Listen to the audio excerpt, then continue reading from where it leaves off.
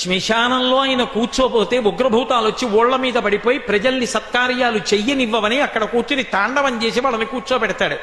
పార్వతీదేవి అడిగింది మహాభారతం అనుశాసనిక పర్వంలో, శుభ్రమైన కైలాసం ఉండగా, ఇంత ఐశ్వర్యం ఉండగా, చింతామణి గృహం ఉండగా శ్మశానంలో ఎందుకుంటున్నారని అడిగింది. అడిగితే ఆయన చెప్పాడు, పార్వతి బతికున్న నాళ్ళు అన్ని చోట్లకి వెడతారు, ఏమీ తోచట్లేదు, శ్మశానానికి వెళ్ళొద్దామని ఎవరు రారు పార్వతి.